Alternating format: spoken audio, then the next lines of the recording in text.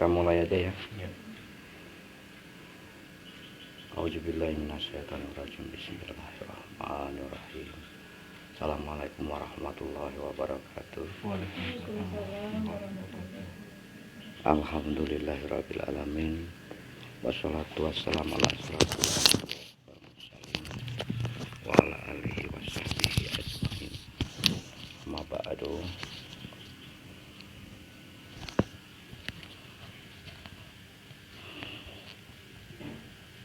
Asyhadu an la ilaha illallah wa asyhadu anna Muhammadar Rasulullah.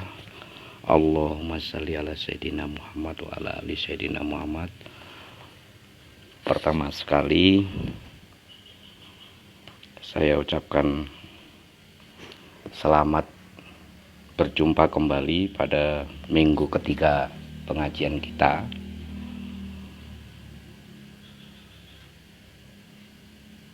Salam serta penghormatan kita sampaikan kepada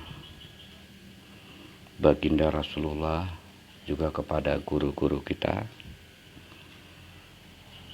Semoga taufik dan hidayah selalu terlimpah kepada kita. Pada pengajian malam ini kita masih akan melanjutkan tulisan kedua dari Tuan Guru Herman, yaitu iman itu membawa ia kepada Allah dan nafsu itu membawa ia kepada tandanya.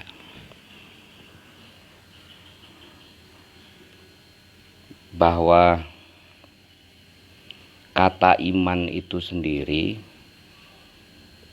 dalam hal kita beragama, apalagi kita bertuhan, itu menjadi sesuatu yang mutlak. Nah, iman ini kalau secara syariat katanya satu itikat yang ditanamkan di dalam hati, keyakinan, lalu kemudian diucapkan dengan mulut, dengan lidah, dan kemudian dilakukan dengan perbuatan tubuh, dengan kelakuan. Secara syariat seperti itu. Bahwa secara syariat juga disebutkan bahwa iman itu teramat sangat penting. Karena ada di salah satu hadis itu yang mengatakan bahwa seseorang yang beriman sekalipun hanya sebesar biji jarah, biji sawi, kira-kira seperti itu yang bersangkutan itu masih berhak untuk diangkat masuk ke dalam surganya Allah. Nah, dari hadis itu kira-kira digambarkan bahwa sebegitu pentingnya lah iman, sebegitu berharganya lah iman. Nah, untuk kita kemudian yang insya Allah berjalan kepada Allah, berjalan untuk mengenal Allah, maka iman itu menjadi lebih mutlak lagi, tidak hanya sekedar hanya untuk bisa membebaskan kita dari neraka dan memasukkan kita ke surga. Karena kalau kata Tuan Guru, tuntutan dari orang yang hendak kepada Allah ini bukan surganya. Walaupun saya tidak berani mengatakan seolah-olah saya sepele dengan surga itu. Tidak begitu maksudnya. Cuma Tuan Guru menggambarkan bahwa seberapapun hebatnya surga itu, tetapi dia tetap tidak ada apa-apanya dibanding Allah yang punya surga itu. Nah, kira-kira mungkin maksudnya seperti itu. Nah, bahwa untuk bisa sampai kepada Allah, untuk bisa mengenal Allah seperti yang disampaikan Tuan Guru Muda itu adalah kendaraannya iman, seperti kaji kita yang lalu. Lalu kemudian iman seperti apa sebenarnya yang harus dimiliki oleh orang yang salik, oleh orang yang berjalan pada Allah. Nah, kalau yang umum tadi kan seperti yang dijelaskan di depan bahwa iman itu seperangkat keyakinan yang ditanamkan di dalam hati, lalu diucapkan di lidah, dan kemudian dikerjakan dengan anggota.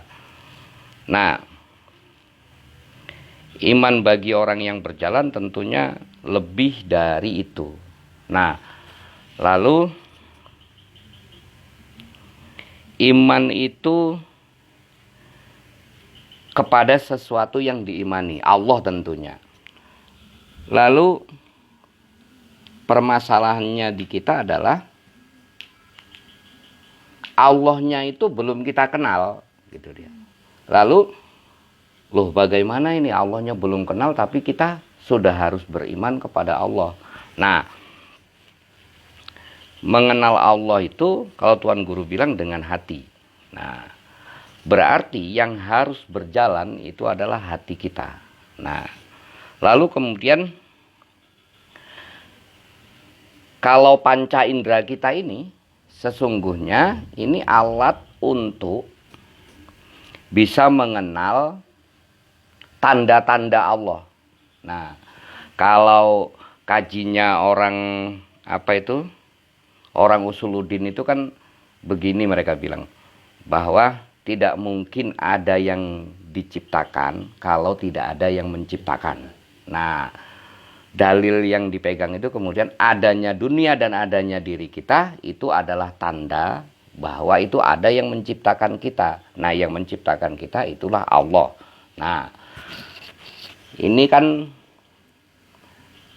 makanan akal sebenarnya untuk seperti ini.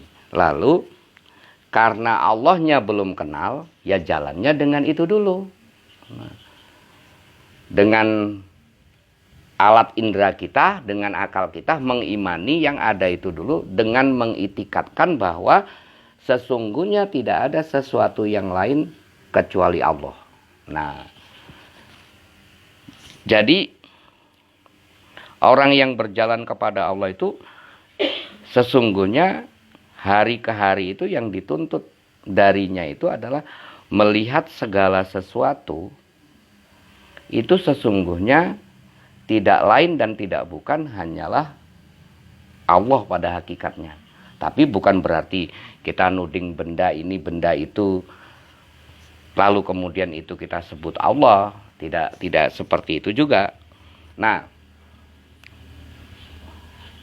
kalau kita ingin sampai pada mengenal Allah, tentunya yang ada dalam pikiran dan perasaan kita, yang selalu kita ingat-ingat, yang selalu kita kenang-kenang, yang selalu kita puji-puji, yang selalu kita sebut-sebut, tentunya Allah.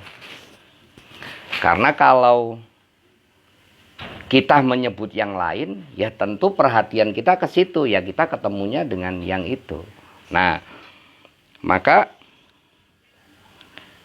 sekalipun misalnya kita belum bisa melihat bahwa segala sesuatu sesungguhnya kenyataan Allah, ada satu perbuatan sesungguhnya tidak ada yang lain kecuali perbuatan Allah. Nah, tidak ada sesuatu benda makhluk ataupun kecuali itu sesungguhnya adalah ciptaan Allah, gitu kan. Paling tidak kita berusaha dengan meyakin-yakini dulu, dengan mengitikat-itikatkan dulu. Nah, lalu kemudian pada tulisan yang lain atau pada pernyataan yang lain, Tuan Guru itu juga ada pernah bilang begini, bahwa kalau engkau jauh dari gurumu, pastilah engkau jauh dari Tuhanmu. Saya ingin mengutip pernyataan ini, sesungguhnya dari situ ada isyarat tidaklah mungkin kita bisa mengenal Allah kecuali melalui guru kita. Nah, karena dikatakan di situ bahwa kalau kau jauh dari gurumu, pasti kau jauh dari Tuhanmu. Itu seolah-olah kan ada, kalau kau mau sampai sini, maka kau harus lewat sini dulu. Nah, kalau kau mau sampai Allah, kau harus lewat guru dulu. Kalau kau mau dekat dengan Allah, kau harus dekat dengan guru dulu. Nah, dalam hal iman kepada Allah yang tadi kita katakan bahwa di depan Allah itu masih sesuatu yang bagi kita itu kan belum nyata, senyata-nyatanya. Nah, lalu kemudian kita harus mengimani itu. Kan susah ini mengimani yang tidak nyata. Bagaimana caranya untuk bisa mengimani? Maka harus diitikadkan kepada guru. Kenapa kepada guru? Karena guru yang sudah mengenal Allah. Nah, guru sudah mengenal Allah, lalu dia nyatakan semua pengenalannya dari ucapannya, dari sikap kelakuannya, itu untuk menyatakan Allah di situ. Nah, lalu berarti ketika kita bicara iman kepada Allah yang gaib itu tidak terlihat sama kita, lewat dulu beriman kepada guru yang nyata. Itu dia. Nah, kalau alasan yang lain kira-kira begini kalau secara akal. Kita belum pernah pergi ke Jakarta, tapi mau ke Jakarta, mau melihat wajahnya Jakarta. Lalu karena kita tidak tahu, kita butuh orang yang mengantarkan kita. Jakartanya itu kan masih angan-angan sama kita karena belum pernah kita lihat, masih ilusi, masih bayangan. Yang nyata waktu itu siapa? Yang nyata waktu itu adalah yang bawa. Nah, maka kemudian kalau kita tidak beriman, artinya tidak percaya dengan yang bawa, lalu kita kemudian milih jalan sendiri. Yang nggak sampai. Nah, maka pilihannya adalah ya beriman dulu dengan yang bawa. Nah, beriman dengan yang bawa artinya mengikut kepada si yang bawa ini. Nah, ya yang namanya mengikut itu tentu bukan pakai selera kita kan. Namanya kita ikut kita. Misalnya saya mau ikut Tuan Ahmad minta bonceng kereta, kan saya nggak bisa pakai maunya saya. Saya harus rela ngikutin Tuan Ahmad ketika itu. Karena kalau saya pakai maunya sendiri, saya mau tidur, saya mau telentang, dia marah kemudian. Kau jangan gitu, nanti turun aja, nanti jatuh. Nah, kira-kira kayak gitu. Nah, lalu kemudian pernah juga Tuan Guru cerita bahwa yang paling sulit diimani itu, kata Tuan Guru itu adalah beriman kepada qada dan kadarnya Allah. Ketentuan baik dan buruk yang datang dari Allah. Kalau yang lain-lain katanya, itu masih lebih ringan. Misalnya begini, beriman kepada Allah gitu kan. Ya kan ini nggak punya konsekuensi sebenarnya beriman. Nah, ke malaikat, ke nabi, ke Al-Quran, ke kitab Allah gitu kan. Tapi begitu kita cerita beriman kepada ketentuan kadar baik dan buruk itu datang dari Allah, itu dia langsung punya konsekuensi. Dan itu yang sulit diimani. Dulu Tuan Guru pernah cerita seperti itu. Nah, jadi kalau yang datang baik-baik, mudah buat kita, ini datangnya dari Allah. Kan mudah gitu kan. Nah, begitu datang yang tidak baik, di situ yang kemudian ini dari Allah atau dari dia gitu kan. Nah, kalau ada orang memaki atau menyakiti kita, susah buat kita itu. Ini dari Allah atau dari orang ini kan gitu dia. Nah,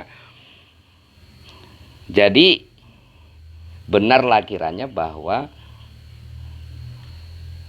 mengimani sesuatu ketentuan itu tadi yang baik dan buruk datang dari Allah itu adalah tidak mudah. Tapi tidak sempurna iman itu ketika dia memilih-milih untuk yang diimani. Nah, paket rukun iman, rukun Islam itu kan satu paket, dia kan bukan pilihan di situ kan. Satu paket itu kan ya udah terima semua atau tidak terima semua kan begitu. Nah, lalu kemudian menjadi penting juga buat kita kembali seperti yang kemarin itu untuk terus-menerus mempertanyakan kepada diri kita sendiri, bukan kepada orang. Sebenarnya yang saya imani ini apa? Gitu. Mungkin kita butuh waktu bertafakur sendiri di situasi hening, lalu kita bertanya sebenarnya yang ku imani ini apa? Yang ku cari dalam hidup ini sesungguhnya apa? Nah, ada perbedaan antara orang awam dengan orang yang berjalan kepada Allah. Perbedaan yang paling mencolok itu, kalau yang saya rasakan begini. Bahwa dorongan orang awam itu adalah bagaimana dia di dunia ini bisa mendapatkan semua yang diinginkan dia. Semua selera dia. Selera itu bisa harta, benda, dan segala macam itu. Nah, dorongan dirinya, semangat dirinya dalam melakukan segala sesuatu itu, ya untuk itu dia. Lalu, bagaimana dengan orang yang hendak kepada Allah ini? Hendak kepada Allah ini adalah orang yang dalam melakukan apapun, maka yang menjadi niat, maksud, dan tujuannya itu Allah. Nah, apakah itu kemudian tidak nyata buat kita? Saya kira nyata. Nah, nyatanya di mana? Nyatanya di hati. Kalau di perbuatan, itu tadi kayak dibilang bahwa iman itu seperangkat keyakinan yang ditanam di hati, lalu kemudian diucapkan di lidah, dilakukan dengan perbuatan. Dalam hal pengucapan dan perbuatan ini tadi, soal tujuan kita hidup itu untuk Allah atau untuk dunia, itu susah untuk ketahuannya di situ. Kenapa susah? Karena orang yang menilai. Mana bisa orang lain tahu. Nah, tapi kalau hati kita sendiri, kita pasti tahu. Nah, dan ini urusan berjalan kepada Allah itu adalah urusan diri sendiri. Nah, bukan urusan kita untuk mengurusi orang sebenarnya. Nah, kalau ternyata bahwa dalam diri kita ini selera dan dorongan itu ternyata lebih besar dunianya, yang berarti otomatis Allahnya itu kecil. Nah, maka kemudian perlulah buat kita itu memperbanyak mohon ampun kepada Allah. Nah, kenapa? Karena itu keliru. Nah, lalu kemudian dan terus-menerus meminta pertolongan. Karena kita sendiri tidak bisa. Iman itu adalah nur Allah yang diletakkan pada hati manusia, hati hambanya gitu kan. Lalu seberapa kita mendapat nur itu, seperti itu jugalah kondisi iman yang ada di hati kita. Artinya ini memang murni Allah yang mendatangkan dalam hati, Allah yang memberi di dalam hati, bukan pintar-pintaran kita untuk menciptakan itu. Kita tidak punya kesanggupan untuk itu. Maka karena kita tidak punya kesanggupan untuk itu, kita tahu bahwa jalan kita dan kondisi kita sekarang masih keliru, maka pilihannya adalah atas kekeliruan itu kita mohon ampun, lalu kita minta Allah memberikan iman yang seperti yang disampaikan Tuan Guru Muda, bahwa iman itu membawa ia kepada Allah. Kira-kira seperti itu. Karena azan, kita akhiri kaji kita malam ini dengan mengucapkan alhamdulillahirabbil alamin.